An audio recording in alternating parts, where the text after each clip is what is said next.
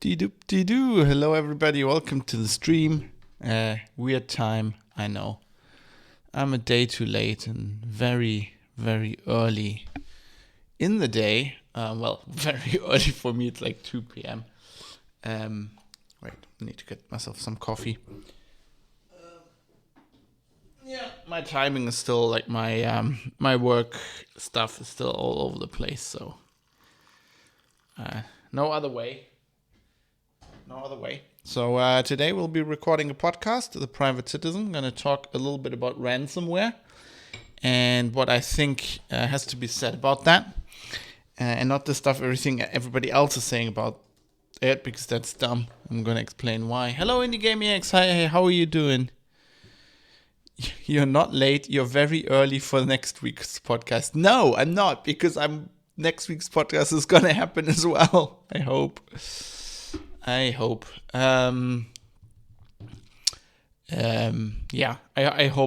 that'll happen. We will see. We will see. No, it will. Next week's episode will definitely happen. But I'm hoping it will be on Wednesday. But I'm not. So I have a possible issue next week as well. I'm gonna actually probably try to do next week's episode on Monday. Hello, Ezekiel. Good afternoon to you, wherever you are. All good. Looking forward to 3 weeks of work. Well, that sounds amazing. So I'm gonna try to do next week's episodes on Monday, I think, because it looks like I'll be getting a vaccine shot on Tuesday, and I don't know. My wife got another vaccine, so I don't know. Her reaction's probably not representative for what's going to happen to me. But IndieGameX, thank you for resubbing. Sorry, the alerts are off. Should have said that because I'm going to record the podcast. I turned them off already. Let me just see if you are. No, you're not on the list yet. So let's see. We're just gonna very quickly put you in the show notes to get this all right. Here we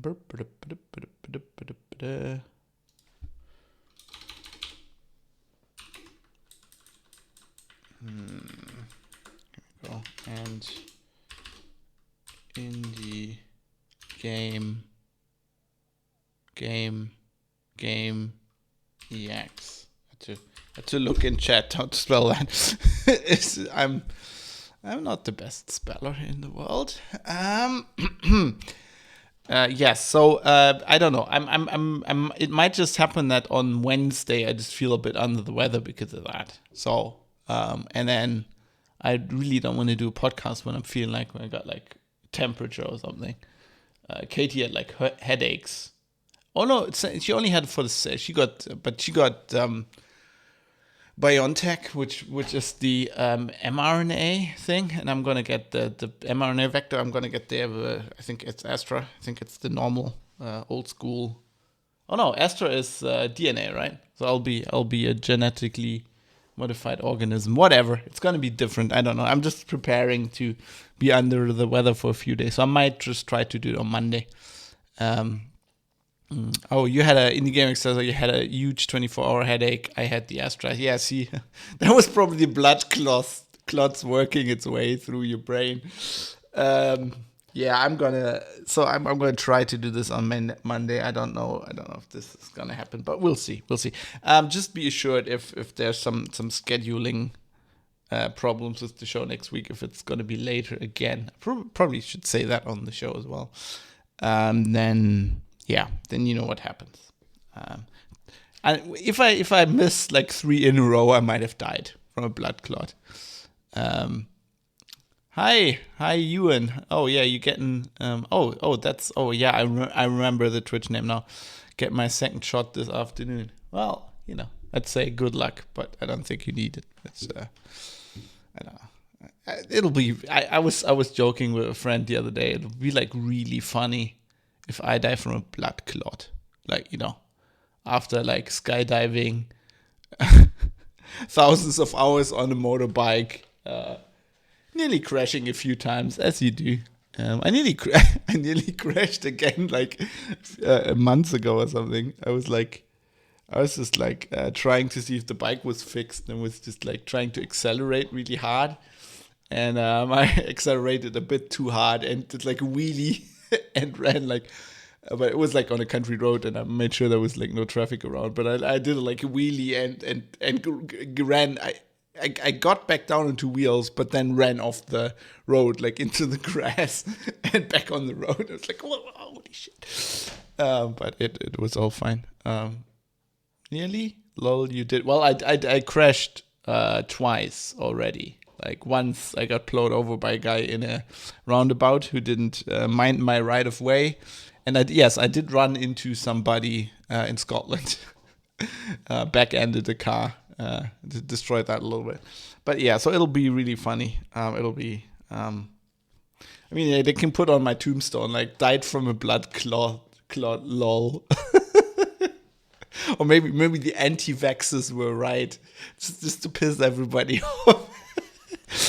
That would be good. I would love that when I'm dead. Just like, I don't really want a tombstone, but, you know, I think I want to get cremated. But, like, if I had a tombstone, maybe like a memorial, that would have to be something that to piss everybody off.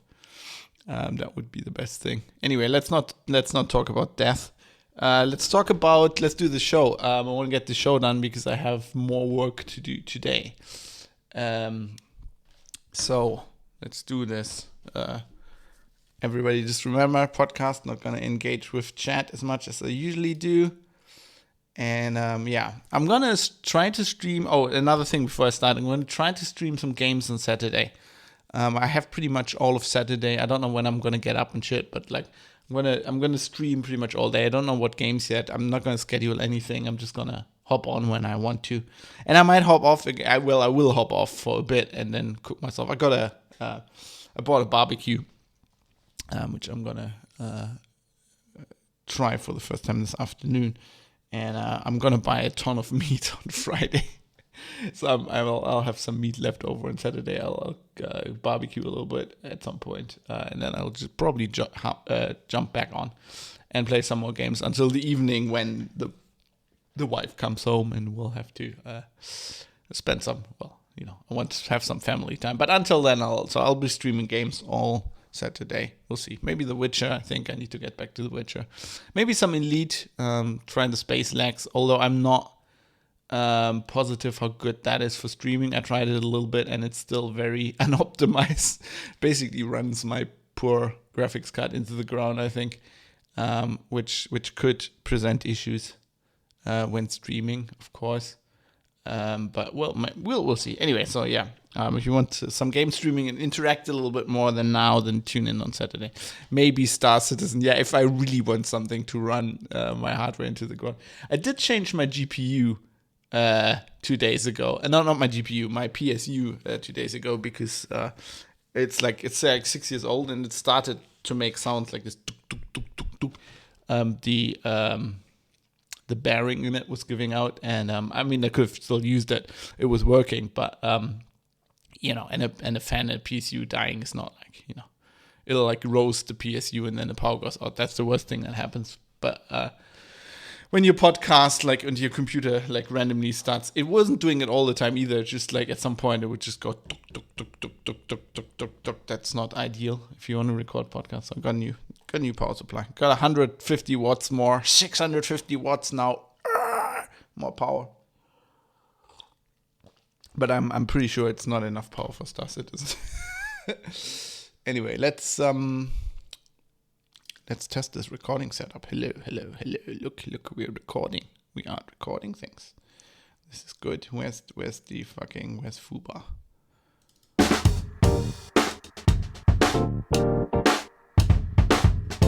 That works. Oh, this all seems to work. Let's have a last try.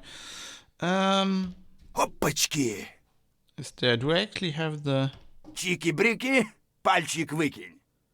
Actually, I don't have the long Russian thing. Not that I ever gonna use that, but I kind of have a hankering to do this now, so I really should. I wonder where I put that. Okay, I'm gonna switch to my head for a second here, because there's just the porn folders is on here. So I don't wanna show you all the porn. That's it's Leo Laporte's job. Where did I put that? Oh, did I actually put that in the soundboard folder? That would make sense.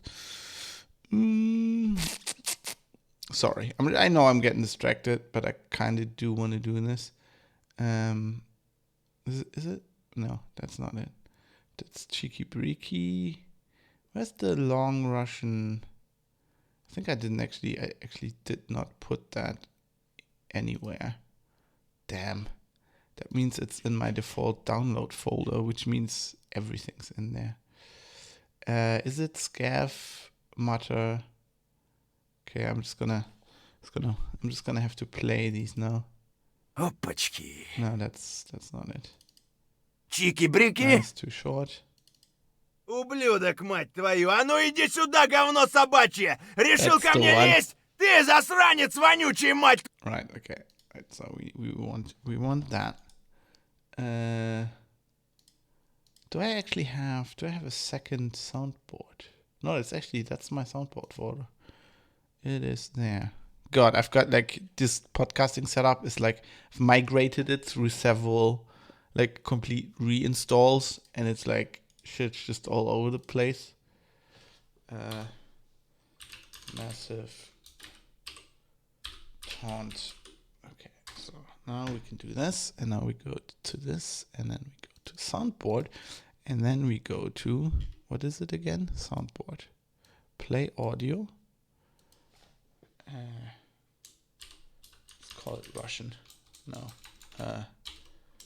Rusky. Let's call it taunt. That's okay. Let's call it taunt. Right. Okay. Wait. I have to. I continually have to hide the porn folder. Now where? How do I do this? File. Okay. I'll be starting the podcast in a second. Don't worry, people. Sometimes I get these. I wanna do these things, and then basically you can't stop me. Okay, let's see. So what I really wanted to do is run this as an audio test. So we can do this from now on. Ублюдок, мать твою! А ну иди сюда, говно собачье! Решил ко мне лезть? Ты засранец вонючий, мать твою, а? Ну иди сюда, попробуй меня трахнуть! Я тебя сам трахну! Ублюдок, анонист чертов! Будь ты проклят! Иди, идиот, трахать тебя и всю семью! Говно собачье, жлоб вонючий! Дерьмо, сука, падла! Иди сюда, мерзавец! Негодяй, гад, иди сюда, ты говно! Жопа! I just did the same, and now I have files everywhere. Yeah, and you're thinking I'm gonna clean this up at some point, right? That's what you're thinking, and then you never do. That's how it works for me. Мерзавец! Негодяй, гад, иди сюда, ты говно! Жопа! I just did the same, and now I have files. Yeah, okay, so we can do this. And we will. Okay, everybody. So, right. Time for a NAS, I think. Yeah. Although I mean I have basically a NAS. I have a home PC, but that's my backup thing. And I don't want to have another device on the desktop that's on the network that's continuously running, and that you can't, like, what NAS are you gonna buy? Like, all the consumer NASs are shit and unsecure, so you need to buy, like, oh god, that's not. But yes, generally that would be the right solution, I think. Let's rewind this. Okay, let's do this show. Let's do this. I'll use an old PC. That's probably the best. That's basic. I'm using HP ProLine microserver, a really old one. It just keeps on chugging along with Debian on it. Okay, let's do this.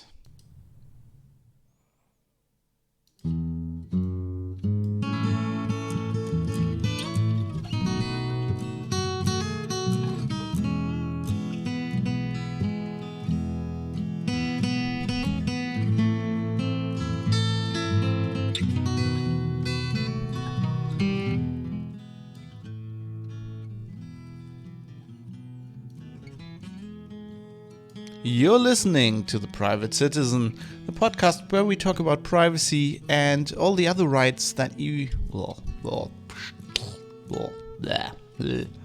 I fucked that up, didn't I? What's wrong with me these days? I used to be able to do these in one go. I can't anymore. I failed. No.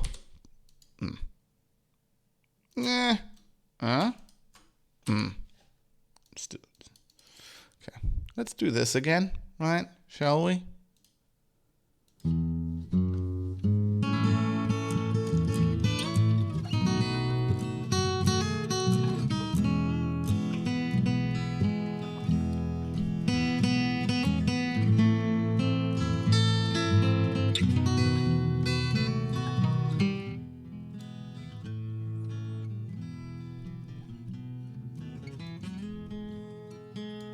You're listening to The Private Citizen, where we talk about privacy and all these other pesky rights you have that people want to take away from you all the time. This is episode 72 for Thursday, the 3rd of June, 2021. The political implications of ransomware. Hello everybody, welcome to The Private Citizen. I'm your host Fab, coming to you live from Düsseldorf in Germany, where apparently it's a holiday today, which I didn't know, of course, because I'm a freelancer and we don't care about holidays. But apparently everybody's out there having fun, and I'm working. Well, it's not that nice. The weather's not that nice, so it's kind of okay. Anyway, I'm here, as you can tell, a day late. Usually I try to get these out. Well, I try to get these out on Wednesday. Once again, my work-life balance, or as I like to call it, my work-work balance kind of destroyed that plan. But I'm here now, and we're going to have a show. We're going to talk about ransomware, which is a topic that is not very interesting to me, and I'm going to explain why. But sometimes there are these topics that, aren't interesting to me, but everybody's talking about them, and I think we need to talk about them because I think, as happens a lot, everybody else, especially all my other colleagues in the press, are kind of talking about the wrong aspects. They're getting things wrong, and this is also something. It ties in with cyber war, which I talked about earlier in an earlier episode of the show, and it ties into all other kinds of things that are important to us, and also ties into privacy. But we'll see how that works. Anyway, as I said, this episode's a day late. I will get back to the Wednesday schedule. Maybe not next week though, because I might try to get the episode out early. I think from my current plan, I could do it on Wednesday. But I'm scheduled to get a vaccine on Tuesday, and some people are reporting, inconveniences, side effects like headaches, and having a day where they're under the weather, and that would be Wednesday, the day after, which would be when I usually record this episode, and I'd really, the next episode, and I really don't want to risk that, so I might just try to get ahead of it. Get the show on Monday if I can manage to do that. But we will see. Is that everything? Is that everything I need to talk about in the beginning here? I don't think there's any other important things to talk about. So let's talk about the topic at hand. Let's talk about, even though I don't want to, ransomware.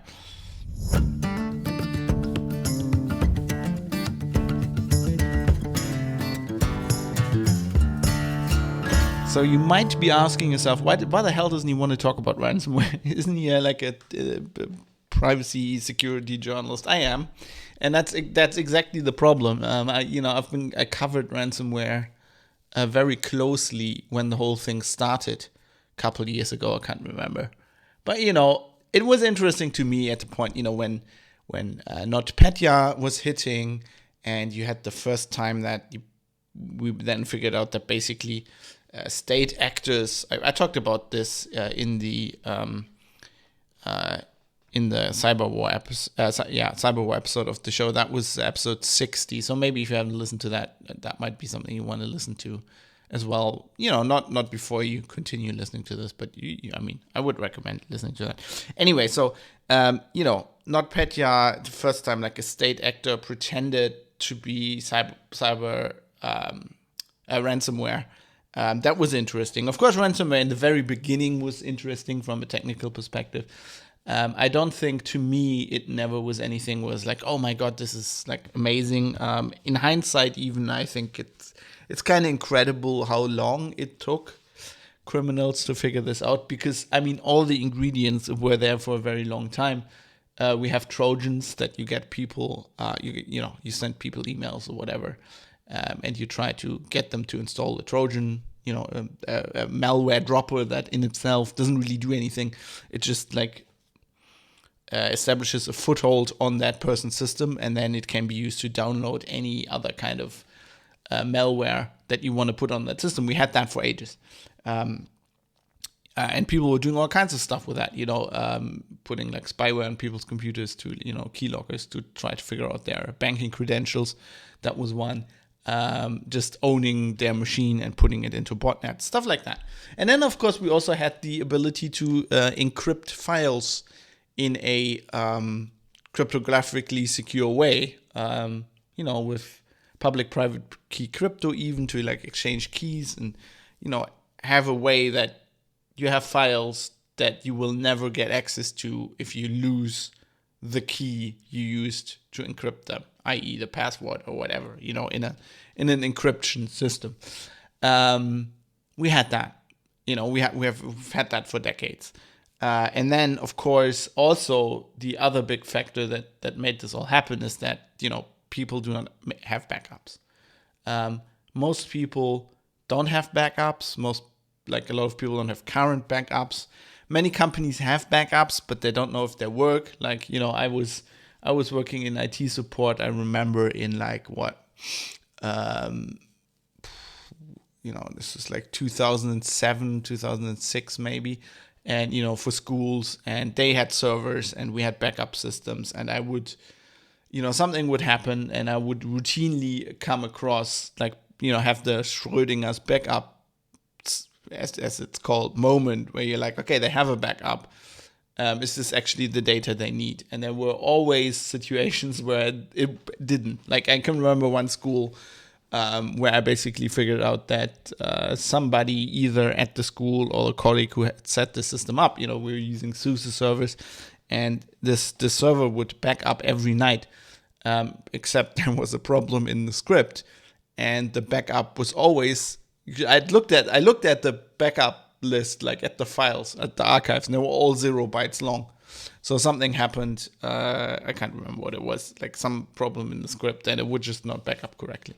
So they thought they had backups going back years. In fact, they didn't have anything. And this is, of course, something that happens to a lot of people. So all these ingredients were there, and then at some point somebody figured out, hey, we can actually, instead of just like, when you infect somebody's system and you're waiting for them to do something, like get banking credentials or something, that's very tedious and your chance of success is not very high. If you go, if it works, you potentially get a lot of money. Maybe you don't even get a lot of money because the guy's not poor or whatever. If you go and you own somebody's system and then you encrypt their files, your chances of these files being important to those people are pretty much 100%. That doesn't mean you can successfully extort them, because they need to be willing to be extorted. They need to, maybe they have backups, whatever. Maybe they just don't want to engage with criminals at all. They don't give a fuck about the data. Who cares? Or maybe a big problem is you extort them for Bitcoin. They have no idea how to buy Bitcoin. Right? This is why these ransomware groups often have like tech support, really, where they basically tell you how to buy Bitcoin. So your chances of success are not 100%, but they're a lot higher than with all of these other schemes. Except maybe, like card skimming, where you put like hardware at ATMs and stuff. Although that's just a lot more risky, right? With ransomware, if you're just sitting in somewhere in Russia or in Ukraine and you know that they can't touch you where you are, you basically have zero risk. We're going to talk about that a little bit later. That's when I get into the political aspects of this. To me, this was always somewhat like, it never surprised me that this happened. It never surprised me that it worked. And yeah, I mean, it was interesting when, NotPetya and like Merck, Merck got hit as well, but like Maersk got hit. And they had to work like with pen and paper for 2 weeks and, looking at what happened to that company. And that was interesting. But like, this is like years ago, right? And everybody should have learned the lesson from that. And also, I don't think it's interesting anymore because of that, because we've seen all of this happen. Anything that's happening from this point on forwards, in my eyes, is just obvious. But of course, that's a problem of a tech journalist when you're like at the forefront, right? And you're continuously writing about stuff that just hits the mainstream press like 5-10 years later. And then you're like, yeah, so what? And I've learned this with the Snowden revelations, because I had the same instinct with the Snowden revelations, because to me the Snowden revelations were, weren't we all assuming that this was happening anyway? And I remember I was assuming that, and the people I was hanging out with at the time were assuming that. I remember talking to Dan on Linux Outlaws back in the day, and we were like, this is like, as another podcast I did back in the day, we're talking about Linux, but we also talked about like tech news and stuff. And I think we were both like, we had both assumed for years that was exactly what the NSA was doing, because, that wasn't conspiracy theories. That was also like known, that were reports on that. But I hadn't understood that this was important, because now we had proof. I didn't understand that. I didn't understand the proof, and that being the important thing for the mainstream and for everybody out there, and like the popular media, because at that point they could go, oh no, this is not some off the wall conspiracy nut theory, right? This is now something that we know. It's just like, from a technical perspective, the Snowden revelations weren't exciting. They were exciting as in, now we actually have like some PowerPoint presentations from inside that was cool. But like, what we learned, for example, about how Keyscore works, like the system where they index internet traffic, that was just like straightforward. Right? If before Snowden you'd sat down and you think, okay, you're the NSA, you have a huge budget, and you have the ability to work with companies and compel them to just like massively just hoover up internet traffic, and then a lot of that traffic isn't encrypted. Like, how would you go analyzing that? Yes, you write it all into a database, you index it. It's not like they did anything that is black magic there. And I think the same kind of applies to ransomware as well. For us techie people, anything that's happening there is just like obvious. It's encryption that works. It's people, social engineering, getting people to execute like malware. We know all of that, but it is still important. And I think it's very important to talk about this right now, because the mainstream media is talking about this, and they are, as usual, they don't really understand the technical things behind what they're talking about, and they're listening to politicians rather than experts. And even if they get experts on, the experts always tell them the wrong thing. I've been an expert in these situations. They ask you something and you tell them something that's not what they want to hear. They want easy solutions, they want easy blame, and that's what the politicians and politically minded people give them. And that's what's being talked about. That has an effect that is, in this case, maybe not even that bad. But I think for us, we need to talk about and understand this. So, if you're listening to this podcast, my hope is, if you're listening to this episode, you're going to take away some stuff about ransomware, that the next time when you're like eating dinner with like your parents or whatever, or you're somewhere, once that is allowed again, whatever, it's just, once that happens, or you're like on the internet, you're talking to some people and they're not as technically minded, you get some things you can talk about, and some you can direct their interest or their focus to something more constructive than what's happening like in normal TV and radio news or whatever, or like mainstream magazines on the internet. And this also is very important if you're interested in privacy, because we're going to talk about one ransomware case here, which happened a bit ago, where in Ireland the national health system got attacked, and there are some things I think we badly need to think about. Because I mean, if I wanted to distill down this whole episode, I would say ransomware is not the problem. People being lazy is the problem, and we need to fix people being lazy. And there's a good case here for better privacy, especially in healthcare. And I did an episode on, one of the FOSDEM talks this year. Was it this year? Where we talked about, healthcare and maybe having a better way of like encrypting people's medical data and ways to organize this. Actually, I haven't linked this in the show notes I'm working off here, so I'm just gonna quickly have a look, because as I say this, I can't remember. There's too many episodes. If you do like a podcast episode a week, it's a lot of episodes. So let me just see. Where was this? I can remember. It was FOSDEM this year, wasn't it? So it must have been in March.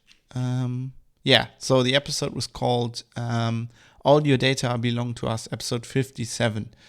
And I did talk about a FOSDEM talk here by a guy who like basically designing this, or had he was explaining the idea for a system where healthcare data is in the hands. It's not stored with the patient, but the patient decides when to decrypt it, for example, and who should be able to have access to this data, because the data is being used also. I mean, that was his focus here, was that companies actually make money off that data without the people. I mean, they consent to giving this data to the hospital in the first place, but they maybe don't see the whole implications of this. And I think this, if we would implement something like this, it would also benefit in case of an institution getting attacked, like was the case in this Irish thingy. But we're going to talk about that in a bit. What just occurs to me there, like that whole consent thing is very important. That's something that I just remember maybe I should talk about, which is a little bit of an aside, but I'm going to get back to ransomware in a little bit. We were talking about this on the Discord this week, when a producer, I can't remember who it was off the top of my head, posted something about new Firefox, and Mozilla redesigned the new Firefox, and they were like typical PR press release thing. And they were like, yeah, we analyzed what kind of, they did like a heat map analysis of where everybody clicks on the UI, and what's used and what's not used and which buttons you can move, which is normal UX design thing, and I don't object to that at all. But like there was that we analyzed like millions or like even billions of clicks, and we had this little discussion in Discord, because obviously they have this information from the telemetry data that you can enable in Firefox, and that is completely up to you. Like it's completely like it's your decision if you want to do that. But I think there's a difference, like in giving consent to that. I don't think people understand, and the producer I was talking to, I think, didn't really understand. He was like, "This is cool. It's good that they're doing that, and obviously you can turn this data collection off, so it's not bad." And I was like, "It's creepy. I think it's creepy." And to explain why I think that is, I think the Mozilla is a company made up out of developers. They're all techies, nerds, developers. And they don't think like a lot of the users of their product. It's good that they want to analyze their usage data, because, obviously because they don't think like them, they also build a UI that is not maybe best for the majority of Firefox users. So they want to listen to them and fix that. That's good. But like, if you ever seen the dialogue in Firefox where you consent to giving this telemetry data, like normal people don't, like, first of all, you get in a new browser, you're excited to try this new thing. Like, you start it up, and the first thing it asks you is like a pop-up or like a message, like, do you want to turn on this data? At that moment, you don't want to think about that. Like, you want to use that browser. You just click that away, and you might just be clicking yes. You have no idea what telemetry data is. I think they're linking to a page where you can read. Nobody's going to do that. And nobody, like, I think a lot of people, millions of people click yes to that dialogue and give Mozilla the information there. But if you'd confront them with like a video of what Mozilla can, like, the way their data is being used, that you can actually see where people click and what time they spend like in the browser. I think a lot of people would find that creepy. And I think a lot of people would reject their consent at that point. They would say, no, I haven't consented to that. And I think it's a serious problem that we also face in lawmaking when it comes to privacy, that getting consent from people and having those people understand what they're actually consenting to are two very, very different things. And you can see, for example, the GDPR is trying to address this. They have, like, the GDPR has specified, they have this concept of informed consent, right?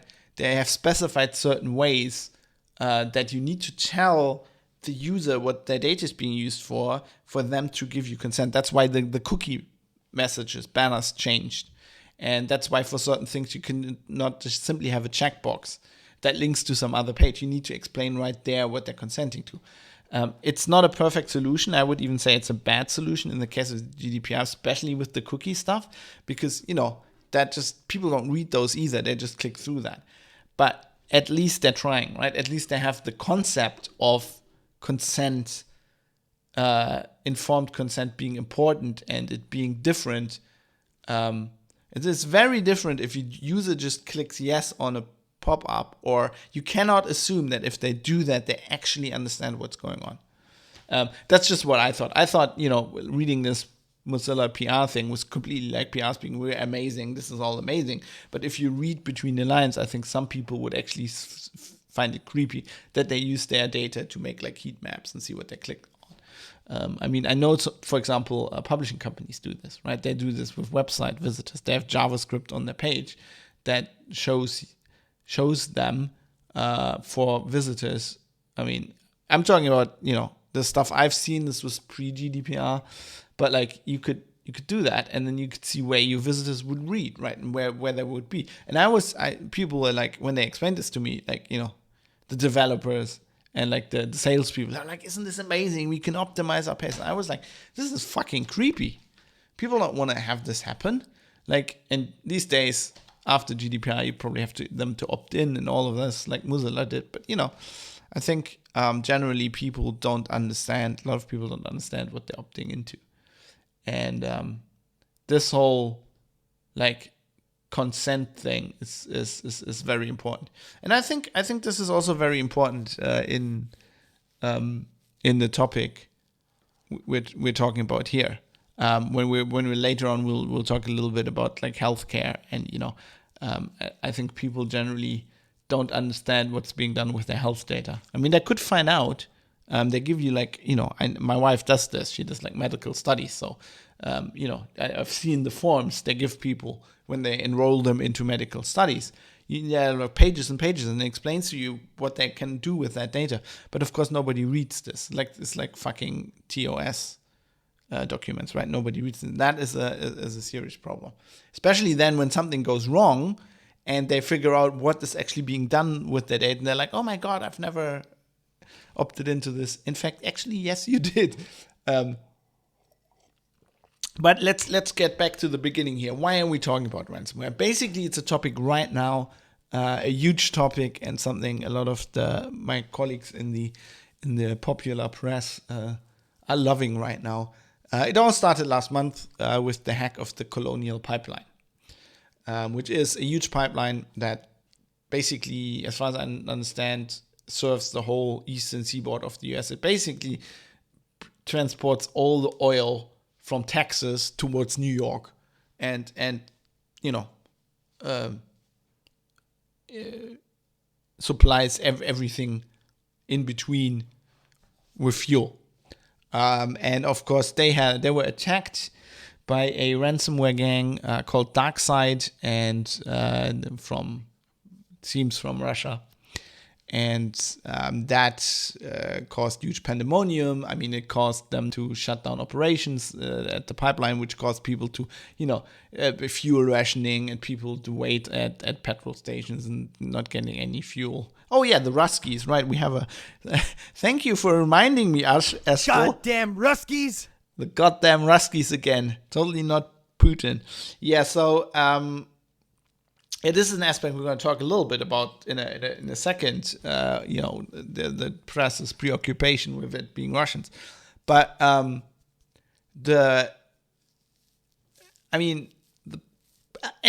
yes. So let's first talk about that. That was the first case that happened that kicked everything off. Now everybody's really interested in ransomware. They were kind of before, but now they are as well. Then of course we had the Irish. It's called the Health Service Executive, which is the public health care system of the Republic of Ireland. As far as I can understand, it's basically the Irish NHS. They got completely shut down. They couldn't work for some time. No appointments. Appointments dropped to 10% of what they normally serve, which is of course a huge impact. If you have public health care and that most of your citizens, it's expected that would serve most of your citizens, if that shuts down, it's a huge problem. And then also thanks to Jonathan, who in Discord posted the link. There was also, it was like, they're hacking the bloody meat plants now. There was also a ransomware attack recently on a US meat packing plants by a company called JBS, which is a Brazilian, the biggest meat packing company in the world. And that of course, huge chaos. And once again, Goddamn Ruskies! Then they're asking the average Russian in the street, yeah. So what do you think about the you hacking everything? Чики-брики, пальчик выкинь. And that's about that. No, of course, yes. So that's why it's a topic right now. It's huge in the press. Everybody cares about it, and so let's first address some things here, right? The problem is not ransomware. If somebody, the Russians, whoever, who gives a fuck, gets into your pipeline and shuts it down, and it's shut down for a week or whatever because all of your computers are fucked, and then the petrol supply on a quarter of your country completely destabilizes and breaks down. The problem is not the ransomware. The problem is you having a pipeline, one pipeline run by one company centrally that serves all of that has no failover whatsoever, right? And I'm not just making this up. This pipeline had a fire a few years ago, and the same thing happened. So it's not ransomware. It's the state just being negligent and having one company run everything, and they're being shit, and there being no emergency plan what actually happens if this thing shuts down. It's what this is showing us. It's kind of the whole SARS-CoV-2 pandemic thing, just showing us how shit our supply lines are, how shit our governments are planning things, that they have no plan Bs for anything. Right, the favorite thing, plan B, is that plan A works. That's the problem here. This fucking pipeline infrastructure was the problem, not the ransomware. Right? Anybody with half a mind could have seen. We've been writing about this. I mean, at least since NotPetya. At least since the whole Maersk debacle, that whole thing. Any company has been put on notice. WannaCry, all of that. They've been on notice for years now that they need a plan for this kind of thing. And it's just amazing that people are like, hey, it's the ransomware. That's somebody, let's say somebody uses a hammer to bash down the door of a bank. Gets in there, steals all the money. Right? The press goes, oh my God, hammers. We've never seen such technology before. What is this? Then like a few days later, outlaw all hammers. Asking politicians like, what are you doing about these hammers? Right? Instead of asking the real questions, A, why was there no alarm? B, why didn't they have like a locked safe? Why was the money just lying around? Right? The hammer is not the problem. The hammer is not the problem. Your other lack of security is a problem. Same thing with the Irish hack, right? So if you have a public health system that somebody gets in there, gets in the network, shuts the network down, and you can't do anything anymore, today you can't have that. You need a plan B. You need a fucking plan B. It's not like hospitals can't work if they don't have computers, right? I mean, it's harder, yes, but like I've never understood this. There was like all this, in Germany, we were still in Hamburg. They had like attacks at hospitals, and they're like, oh my God, this is pre pandemic, but still everybody's like, oh my God, the emergency room is shut down. It's like, and that happened to the university hospital in Düsseldorf here. This was before we moved here. Same thing happened. They were like, oh my God, the emergency room was shut down, right? Not press, dumbasses, not understanding that emergency rooms get shut down all the time. It's like you have a big car crash. They get 20 people into the emergency room. They close it. Like they have a mechanism for that, where they just close the emergency room and divert everybody to other hospital. So that in itself is not a thing, not such a bad thing. Happens all the time. But then it's like, oh my God, an emergency room works without fucking computers, right? There's people coming in, you triage them. I'm not saying what they're doing isn't hard. It's like a very hard job, but it's like having a person's medical history over the last 20 years is not that important if they come in and they've been shot, right? Yes, you have to ask them, or you have to somehow figure out, are they allergic against like the painkiller you want to give, right? To operate on them. Yeah, you need to do all this shit, but like it's not like it completely breaks down when you don't have computers. You need a plan B for this, people. How dumb can you be in 2021 when you don't realize you're running critical infrastructure? You need a plan for what happens when all your computers don't work. Because, surprise, your fucking computer's running on Windows. Doesn't even have to be ransomware. What happens if something else happens? What happens if your power goes out? Like, you need a plan. How is it that you don't have a plan B? Right? That's the one thing. Then, of course, not just Windows XP, says Astro. True. Yes, I've seen, as late as last year, I've seen Windows XP being used in hospitals. So you can't really be surprised that everything goes tits up, is what I'm saying here. But yeah, so you need a plan B for that. Then the other thing is, of course, a big thing with these ransomware gangs now, especially if they're specifically attacking companies or organizations, is what they're doing is they're not only extort you by saying, give us money or you won't get your data back. Because obviously, if they have backups, that doesn't work. They might say, no, we're not paying. We have backups from last week. It's good enough for us. Go fuck yourself. What they, of course, also do now is they extort you with the data, right? They say, we have your data. So for a company, you can go, we have your secret products. They did that with Apple recently because they hacked the supplier. One of their suppliers that builds the MacBooks in China got ransomware. And they got like the new Apple, even like a new Apple logo. Apparently, Apple's probably not gonna change its logo now out of spite, but I mean, yeah. That's the thing that happens. And now, of course, in the Irish case here, they have people's medical data, and they are extorting the Irish state, basically saying you need to pay us, or we're gonna leak this data. And I think the Irish Prime Minister, who's a great guy, looks like a hobbit. It's an amazing dude, though. He went like, we're not paying. We're not paying. With a glass of Guinness. Yeah, fuck it, man. We're not paying. Can't really do an Irish accent, otherwise I would.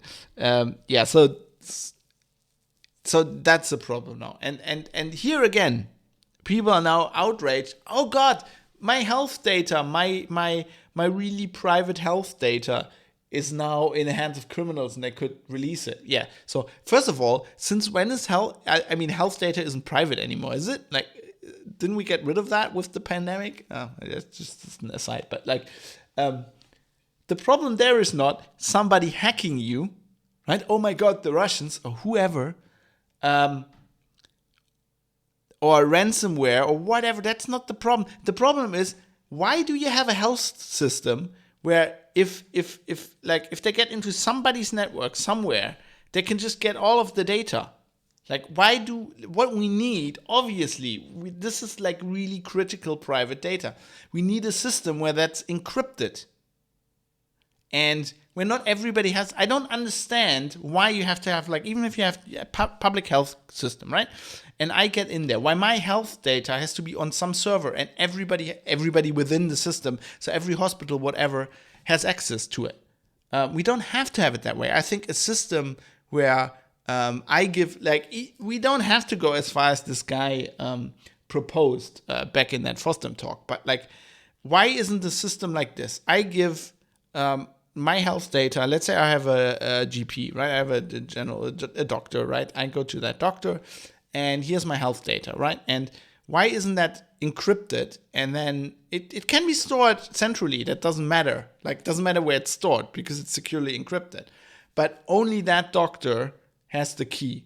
And then if I go to a hospital or go somewhere else, he needs to send that key to them, and then preferably delete it themselves or whatever, right? But like, that would be much preferable if only the people who need access have access. And we have a precedence for this. This is like, the German health system worked like this for decades. You know, you had a GP, he had all your like data on like fucking paper in a drawer somewhere. And then if you went somewhere, it's another doctor, or they would send you to another doctor, a specialist or whatever, they would take your folder, right, and mail that or whatever, or deliver it to the doctor or the hospital or whatever. And if you're in a hospital and it was kind of critical, they just phone, right? They just have like your GP's phone number, and they just ring up and say, okay, so we've Fabs here, and with this operation, and what's he allergic to? Like, what did he have in the last 20 years? What do we need to know?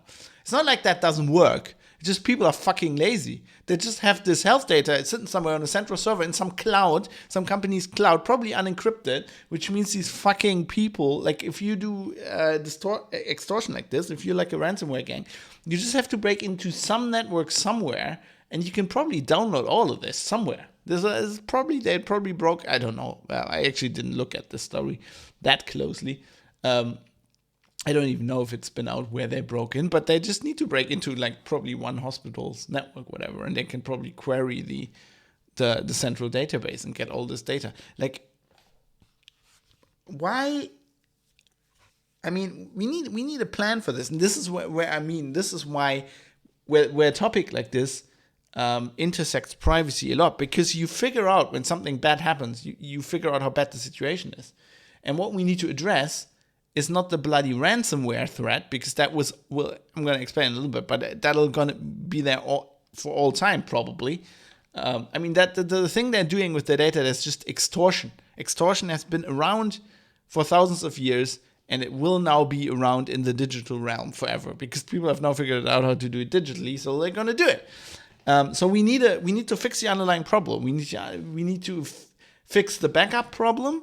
Right, everybody needs fucking secure backups. We need to have a plan B, what to do. Like, if we're in if it's just some random company, who gives a fuck if they can't work for 2 weeks? I mean, it's bad for the company, but some companies haven't worked for a year yet now, and they have survived it. So, they can survive that. But if it's critical, we need to know how to operate shut down the power plant, or operate the fucking hospital without computers, or with like a backup system. I don't know, a backup network. I don't know. Just have it like Battlestar Galactica. Have like a second network or something, preferably running Linux if they hack your Windows. I don't know. Just something. You need something. You need that, and then we fucking need people to store information securely. and to encrypt it, right? Of course, that's not going to solve every problem. So if they break into a company and steal data, they probably get into the network and they just get the right computer, the admin's computer, whatever, and they get the keys and they can decrypt it. But like, I guarantee you, it is not a coincidence that this Apple leak, for example, was with some not random, but like some Chinese company, right? They probably tried to get into the Apple network and get this information straight from within Apple. I bet you it's a lot harder because they are more secure, right? And they take care of their data, and they probably encrypt it, and they probably have a strict regimen, like who can access what information and stuff like that.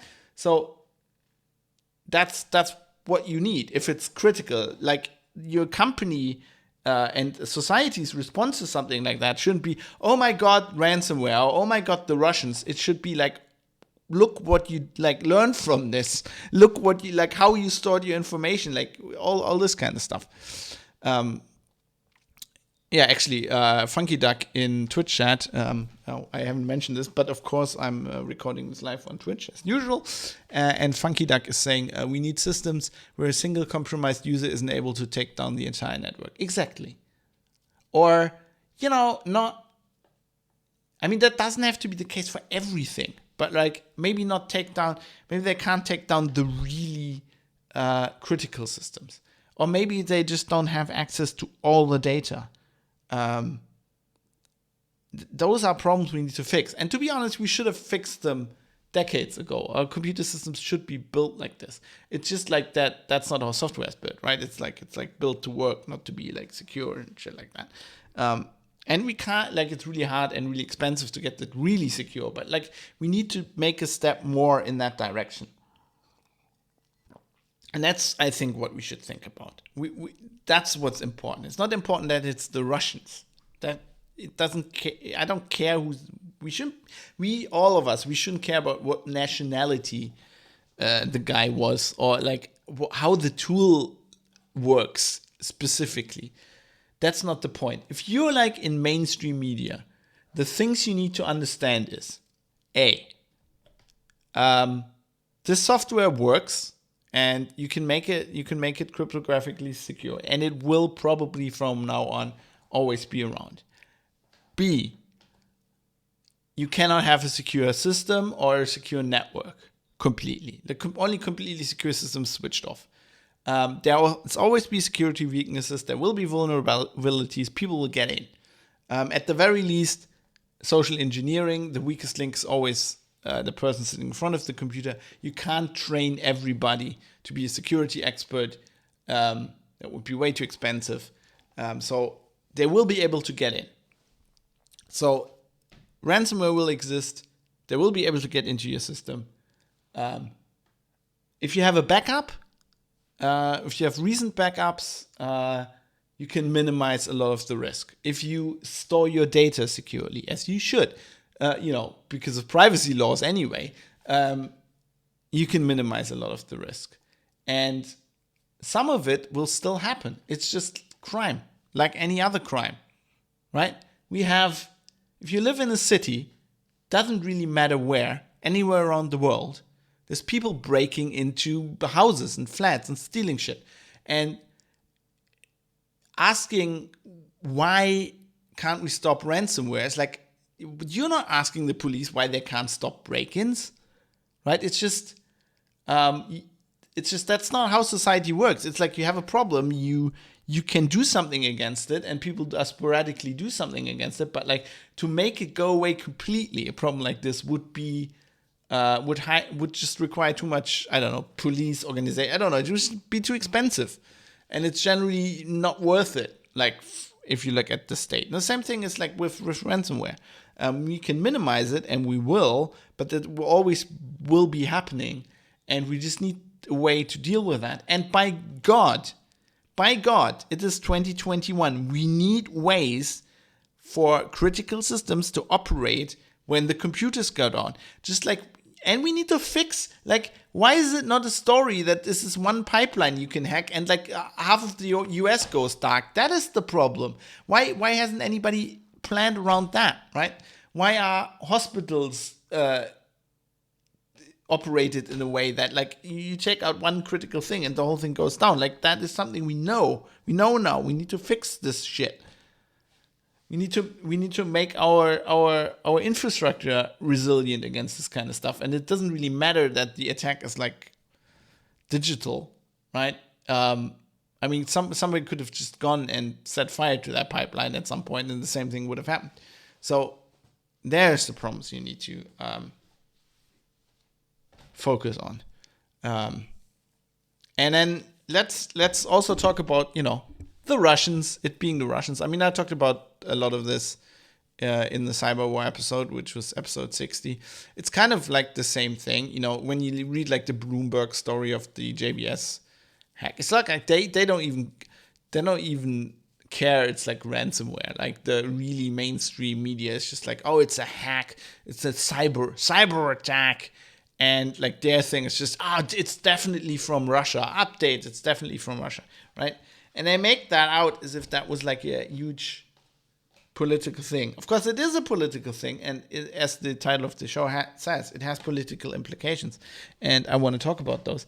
But like, why are these people from Russia? Is it just like, are Russians inherently evil? No, it's just simply, if your government, if you have a country where you can do this kind of thing in other countries, right? And as long as you do it in other countries, the government really doesn't really care, right?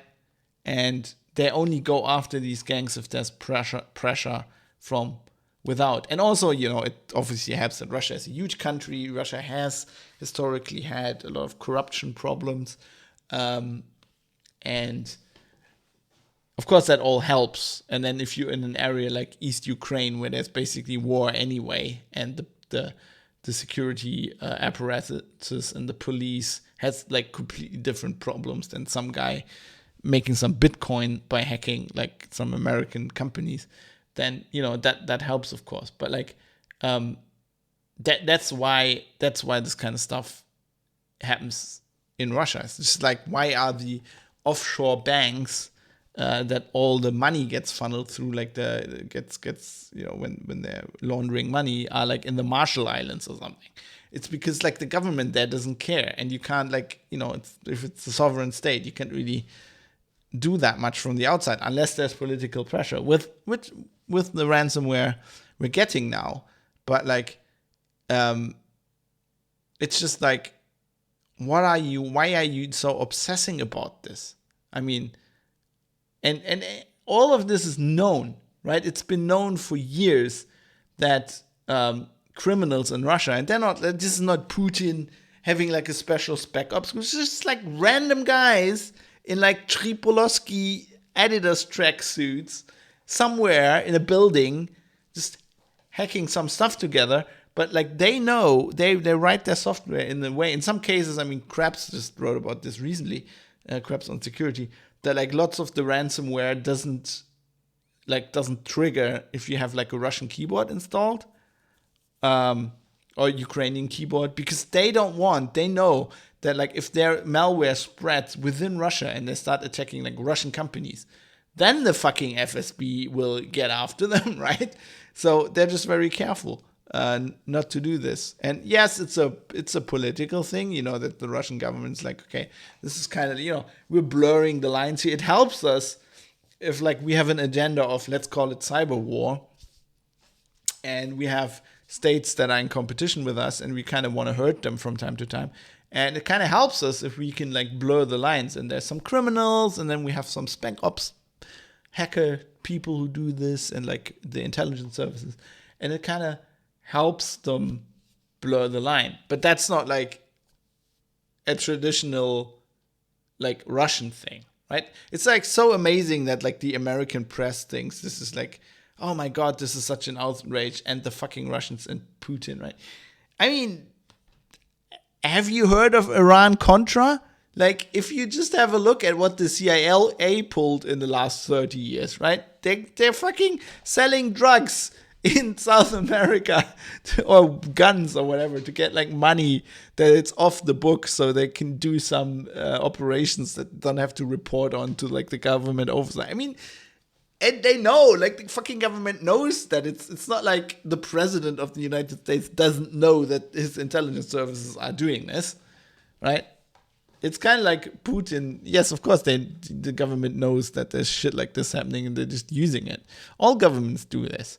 I mean, it's like I talked on the show here in this one episode. Oh God, now I have to look up which episode this was. Why do I keep referencing old episodes? By the way, I haven't referenced this. Go to privatecitizen.press. This is where you will find all the old episodes and lots of show notes, lots of interesting things. Where was the intelligence coup of the century? God, there's so many episodes that I now have to search. No, it's not that one. Episode 14, the intelligence coup of the century, which is the story how the BND, the German intelligence service, and the CIA basically bought a Swiss company which sold encryption hardware to embassies, and they fucking designed insecure machines that they sold to other governments so they could spy on. I mean, what? I don't know. Why is anybody surprised? Oh yeah, actually, Astral Sea has a good historical point. I like this. It's the same with the British and the pirates. This helps the state, so quasi-legal. We won't do anything if it hurt France. So it's kind of like, the letter of marque and like the letter from the Queen. And I'm a privateer, and there's a Mark Knopfler song, privateering. It's pretty cool. Where he sings about this. Yeah, that's exactly the same thing. Like, states have been pulling this kind of shit from the beginning. And it's just so amazing that, like, I don't know, it must be like, it's like really subtle government propaganda that they managed to get the press to be outraged about, like, that this is the Russians. And not about the fact that the actual people at fault is like the fucking politicians who run the sector that, who run like the energy sector, and who sat there while who were responsible while this company like built one pipeline, and then there's just one company and there's like no backup systems whatsoever. It's like the city I come from, Duisburg, is a port city. It's in the west of Germany. It's just like one city over from Düsseldorf. It's on the Rhine, which is a big ass river. So it has the biggest inland port. At least in Europe. I think there's a bigger one in China now, and like the in the US at the Great Lakes, there's a bigger one. But like, it's a big ass inland port, right? And they're having traffic problems right now because basically, in collaboration with China, the new Silk Road, which is like a huge train line that goes directly from Shenzhen. Through China, through all like the stands and all like the middle of fucking nowhere, like through Russia or whatever, and then down there, and it terminates in Duisburg. And like they established that to have a second transportation way aside from like the seaway to Europe, right? So they put like the containers on trains, and then they go down, and then they get unloaded in Duisburg harbor. And of course, some of them go on ships, and then they go down the Rhine, and you can get them to Amsterdam, whatever.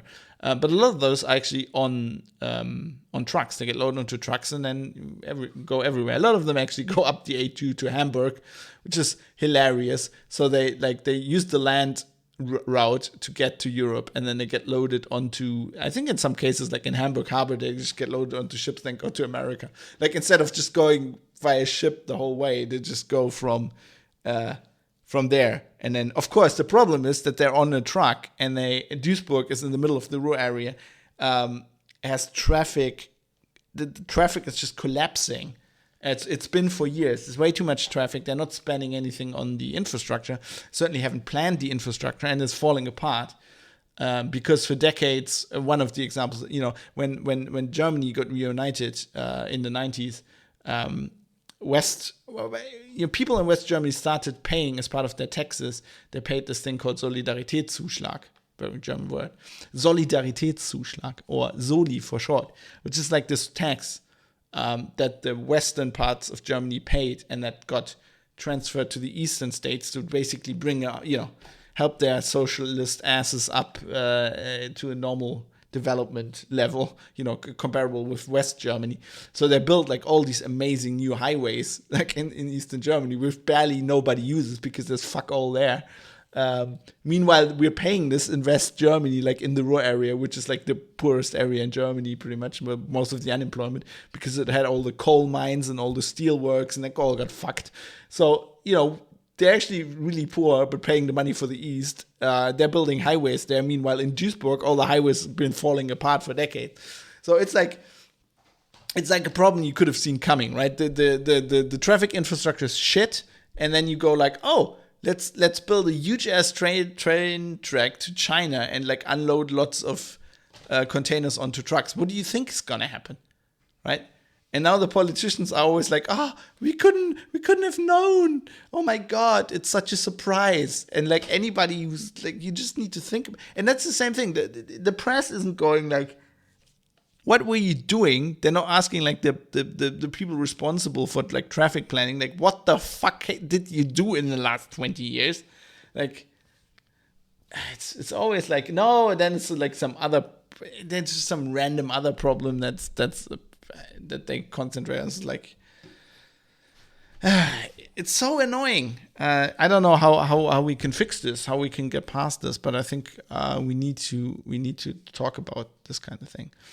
And of course, I mean, in the case of ransomware, I think the political pressure is getting somewhere because these ransomware gangs were making a lot of money and they were having a good life. They were sitting in Russia, and the Russian government was going, as long as you don't attack any Russian companies, we don't really care. So they could operate with general impunity pretty much. But then these dark side guys, they screwed it up.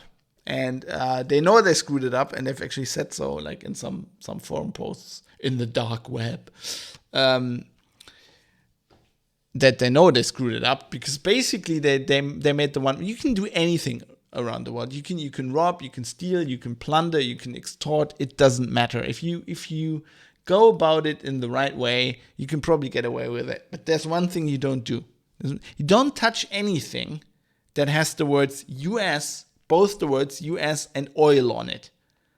Because as soon as you do anything to the United States and like oil is involved, they just, look at Afghanistan, right?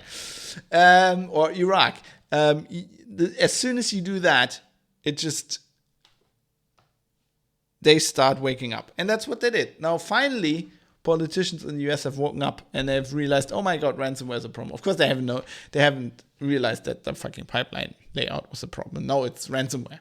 So now we actually have a lot of political pressure being exerted. And actually, we know from some of these posts in like specialized forums, right, on the Tor network, mostly, where these people talk to each other, we know that they realized that they screwed it up and that they're actually being pressured. There's like some forum admins who are like, basically, we can't be doing this anymore. Some forums who've banned all discussion of ransomware because they're basically, I mean, from between the lines, you can read like that they had contacts and they knew like the government in Russia or wherever like didn't care. But now they do care because apparently some US ambassadors call up some guys in Russia and they're like, we can't have you be doing this. Like, dude, if you keep doing this, there's going to be trouble. And now, of course, there's like a task force, the US government task force to battle ransomware. And I think this is actually a good development in this case because, some of that was overdue. One could ask, like, why did it take them so long? Like, why didn't like the US government go and, if there's such a problem and if the press is on about ransomware and cyber attacks all the time, why didn't they pressure, Russia or other countries in the area? I mean, because this is something you can do. I mean, they can. I mean, it's pretty clear if you talk to. I mean, this was the same way like years ago. When I did like research carding, and people like cloning, basically stealing credit card information or like debit card information, cloning that and then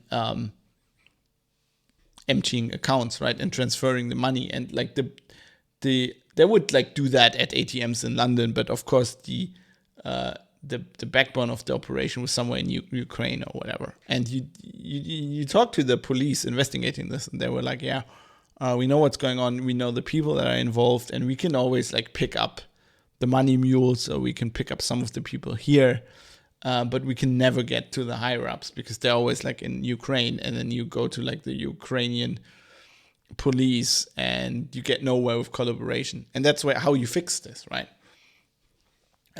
It's one of these. It's like one of these things where like outlawing encryption is not like you can fix this by just police work. If you can just get those to collaborate, you know where they are. If you just get the local police to take this seriously and arrest the people, and extradite them, like they don't even have to go through the trouble of like running the case. You just get them to extradite them, and you have the all the proof, and you can basically then trial them, at home in Germany or in the UK or wherever. So this is not like it's such a revelation, but it's kind of cool that it's actually happening, I think. And dark side, of course, they've pulled the plug. It's kind of not understood right now if they actually. I mean, they were saying like we lost control of our Bitcoin wallets or whatever, but it kind of looks also a bit like an exit scam. Like they just pulled the plug. They knew they poked the hornet's nest there and getting too much attention now. And they got what money they could, didn't pay their affiliates, because of course this is like ransomware as a service, and you provide the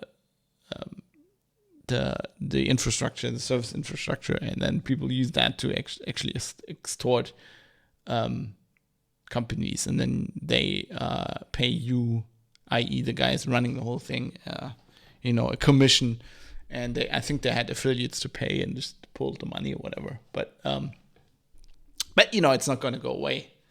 There will always be hidey holes where people you can do this hide. It's just like just like the mafia. It's just, they're always guys, and in some cases these are like the same guys. That's also why it cracks me up that everybody in the press right now is like, oh my god, it's the Russians. It's like like Twitch chat was joking about. It's like Putin. It's definitely Putin personally doing this. These are just like criminals. Like everywhere. So the bottom line is, don't care so much about like where the people doing it are from, how the actual tools work, right? Ask the right question. Ask the right questions. Like, why are we not prepared? Why don't we have a plan B for when the computers fail? Why don't they still have backups? Why don't they encrypt data where we know it's like privacy relevant, it's like sensitive data? Why isn't that not encrypted? Why don't we have sophisticated access control on that? Like who can access this when? Because we're putting more and more of our lives online and our data online and in the cloud, and it's a no-brainer that like criminals follow that trend, and that therefore like all the crime that happens in real life will happen digitally. So we need to be prepared for this. That's the questions. That's the questions that should be asked. Of course, if you go as an expert on TV and you give those kinds of answers, they don't want to hear those, right? They don't want to hear, no, it's the Russians. It's too complicated. You'd have to think about that, right? You'd have to, like, how do you do that? I mean, I'm not saying it's easy, like, especially with the health data and stuff. It's not easy to come up with a system that works, and it will never be perfect, right? But I think we need a trade-off. Right now we have a system where, like, data privacy is not built into the design, and it's just like you're just trying to comply with some laws, and that's it. But I think we need that we need that built in from the beginning. Just as we need more secure systems, but those will never be completely secure. Therefore, you'll always be attacked. Therefore, we need a plan B, and therefore we need to care about privacy when the data is stored on the servers and who can access this.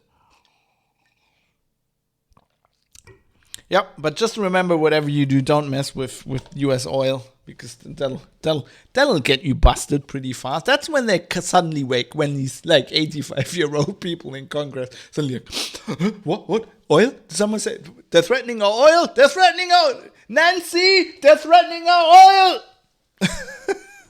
That's when it starts happening. Anyway, yeah, I've addressed ransomware. I hope that's the last time I'll have to like talk about it in depth on the podcast.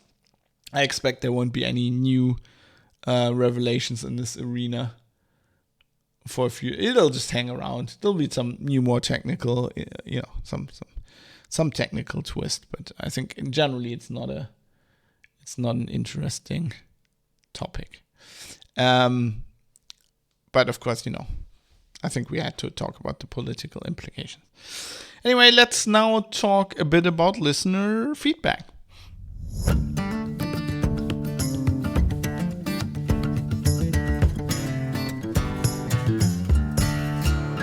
Which there actually wasn't that much this week. I just have a message I actually got a while ago from an anonymous listener who's German, and he spent some time in a neighboring country recently, and then got a message on his phone that said, "Hey, you've been in this country, and now you're back, so you need to quarantine yourself."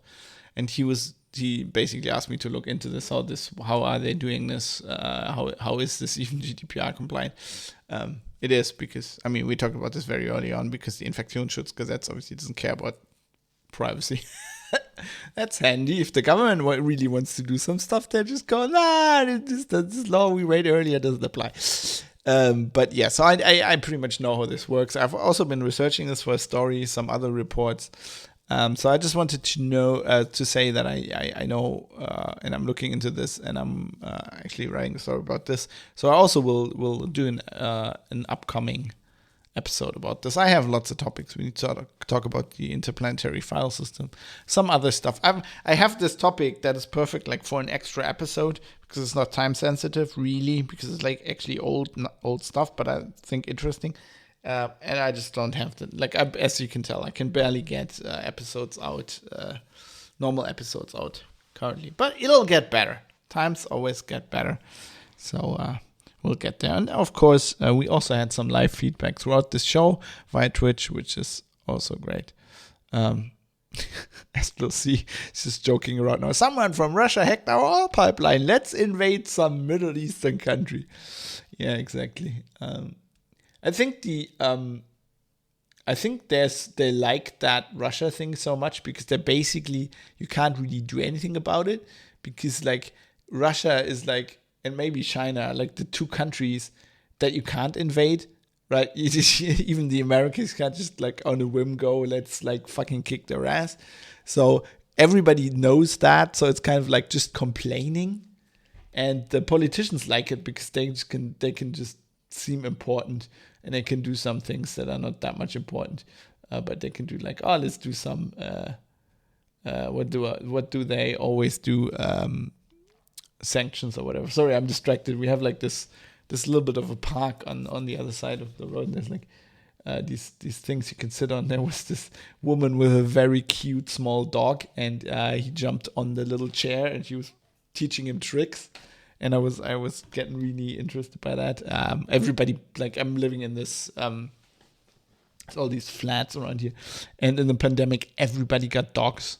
Like, literally, there's like, especially on a day like this when I'm like working and I'm looking out and everybody's like just having a day off, you just constantly see puppies. Everybody has puppies. Like, well, some people have kids anyway, but like most of the people that don't have kids and some of the people that have kids just got puppies. There's like puppies everywhere. At least it's Germany, and they're all picking up the poop. So there's no dog poop lying around. Everybody picks up their own poop, because you have curtain twitches as well, probably going, you want to pick up that poop? Anyway, puppies everywhere. So that's about it for the feedback. If you have some feedback, go to privatecitizen.press. As usual, all the show notes are there. All the stuff I talked about, all the information is there. So you can, the goal of this, it is a cute dog. She's coming back. That's a cute lady. Maybe I should close this window when I do podcasts and get distracted. I mean, she's like teaching the dogs to jump over the chair and stuff like that, and like stand up on the chair and give her the paw. Amazing. So please give me feedback on the show. I want you to think for yourself, and I want you to, comment on things that you disagree with. Maybe I'm completely wrong about ransomware. Maybe ransomware is the problem, or maybe you have a solution, or something. I don't know. I'd be interested in that. PrivateCitizen.press. Go to contact at the top. There's also an episodes link where you can find all of these old episodes. If you just started listening, there's 71 other episodes. A lot of these are not, so news. I mean, some of the COVID stuff I did last year is pretty time, was pretty time specific. But it could be like a nice way to travel back in time to when this all this mess started. But there's lots of like evergreen episodes that you can listen to that you get some interesting information out of, I think. And with that, we have to talk about how we can make sure that this show stays in the air.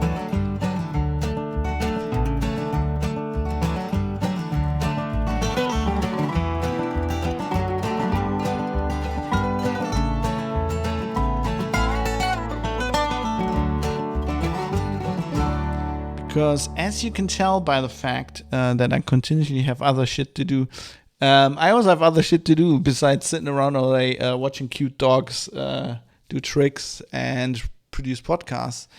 And, as a freelance journalist, I kind of try to make some money once in a while, which is a nice bonus. So this show works on the value for value model, which means you get it for free. And then if you think you derive some value from it, you can give back. There are several methods if you want to do this. Of course, you can write in, give me feedback. You can give me ideas for topics you want covered. That's all producing the show. That's all very important. But I also need some monetary help if you want to do that. There's some established methods for that. We have Patreon, which is kind of my favorite because it's like a subscription thing and it gives me like a nice base. So I know like, okay, I'm getting some money of this month. Patreon link is in the show notes. You can also go there and see how much money I'm making. I have that switched on Patreon. I'm very transparent with that. So you're not seeing that I'm just like laughing and rolling in gold here. Just throwing euros, showing in euros every morning. Right. If you don't want to, if you don't want to, I was going to say submit, but that's the wrong word. Commit to like a monthly thing. You can also just use PayPal. You just send off one-off contributions. producers@fab.industries, the email address for that. And of course, I'm doing this live on Twitch, which means you can also subscribe to my Twitch channel, which helps out. And if you have Amazon Prime, you can do that. You can subscribe to one channel for free, and you keep the show on the air that way. And that would be great. And now comes the point where I have to thank everybody, because like one of the things I think is really important about this is that I give credit to everybody. So first off, we have the Patreon subscribers and also people who send off one-off PayPal donations. So thanks to Georges, Steve Hose, Butterbeans, Jonathan M. Heavy, Dave, Michael Mullen Jensen, Vlad, Jackie Plage, Philipp Klostermann, Michael Small, Jaroslav Lichtblau, IKN, Kai Sears, Fadi Mansour, Bennett Piata, Joe Poser, Dirk Didi, Larry Glock, Tobias, David Potter, Matt Jollyman, Mika, Martin, Sandman616, Dave Umrish, Mr. Amish, Avis, Drive Zero, Ricky M, Barry Williams, Jonathan Edwards, Rizal, Captain Egghead, Cam, D, RJ Tracy, No Reply, Robert Forster, Super User, and Rick Bragg. Thanks to all of you. And I have I have many Patreon levels. It starts at like $1, whatever you want to do. But there's a special, I think it's called Executive Producer, like $60. I mean, it's all plus taxes, a month thing. And if you subscribe to that and you stay subscribed for 3 months, you get a special shirt. And we have our second shirt on the way. So I've been told by Patreon, good news, Steve Hose, your shirt should be on the way. Please let me know how you like it, if you get it. And that's it's just a Patreon thing. They fulfill that. So I have no idea. I just got a message that they're sending that out. That's pretty cool. And then I have to thank my Twitch subscribers. Mike the Dane, Bacon the Pork, Flash Gordo, Mode 7 is unavailable, Sandman616, Acherontus 7 or Acherontus V, maybe, Redeemer F, Harry Vatana, Centuria Purtus, Galtaran, and also Indie Gamiacs, who just resubscribed, been subscribed for 6 months, just before I was starting this recording. And I also always have to thank Bytemark at bytemark.co.uk for providing the servers that the audio files reside on and that, the audio files get served from when you request them to listen to the podcast. Thanks everybody. Thanks for listening. That was it for this week. As I said, I'm going to try to come back to the Wednesday schedule. Definitely going to deliver you one episode a week. We'll see. We'll see what happens next week. I'll try to get another episode out before I die of a blood clot in my brain from the vaccine. So then at least you have one more episode. I'll try to do. I was saying earlier before we started recording that would be hilarious. Like if I die of a blood clot from a vaccine instead of the obvious, a motorcycle accident. Or that time I did bungee jumping or skydiving. Or that time I was in a very small airplane. Diving. I did some diving. Could have died there. I don't know. STDs. Probably. That would be more likely. Anyway, that would be funny. That would be hilarious. If that happens, please laugh at me after my death. Or laugh with me, because I'll be laughing as well.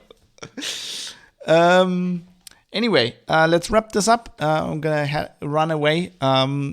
The theme song of this show is called Acoustic Roots by Raul Kabzali. I like that very much.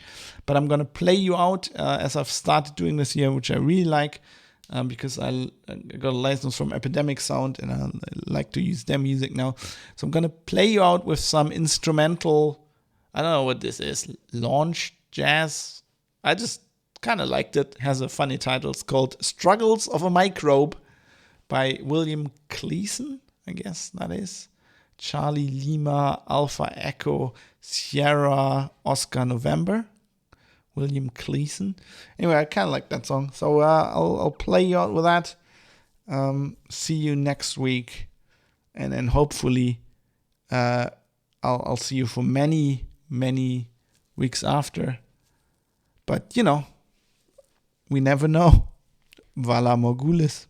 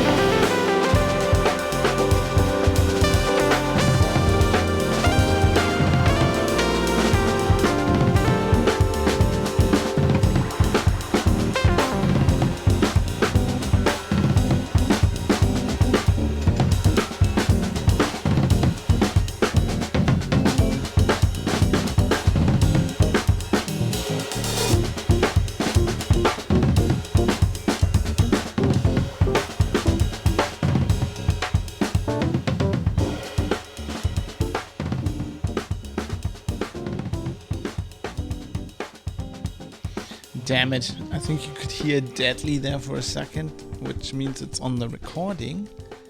Which means I'll have to fix that music and play it in again in post. Which is more work. Damn it. I'm an idiot. Yeah, shit happens. Yeah, so that's it for the show for today. I'm gonna, as I said, I'm gonna stream some on Wednesday. Don't know when yet, but probably pretty much, we're talking Central European summertime. Pretty much all day from sometime in the morning, like 11 or 10 or whatever. And I'll be streaming pretty much all day until the evening when the wife gets home. I'm gonna play some games, maybe Elite Dangerous, maybe some Witcher. We'll see. Whatever strikes fancy. Maybe some Tarkov with Jonathan. Yeah, I just can't commit to like a real schedule at the moment. It's just not realistic. But I'm gonna try to get some playtime in. Until then, I'm gonna leave you with Deadly Slop, who because I'm streaming so early in the day. Of course, he's on. I like this guy very much. He's a Canadian streamer. Very down to earth, very cool guy.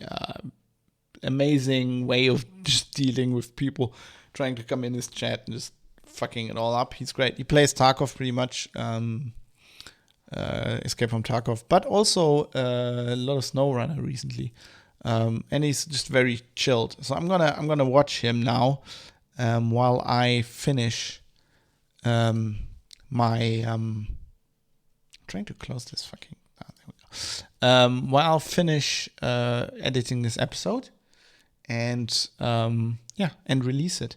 So maybe see you on Saturday. That would be cool. If not, until next week, maybe till the next Private Citizen recording, which should be at some time on Monday if I can get this done. Probably in the late afternoon or evening. Don't know any better right now. It's just head over heels everything right now. Right, Deadly Slop. So yeah, have some fun. Have some fun with Deadly, and hopefully see you soon.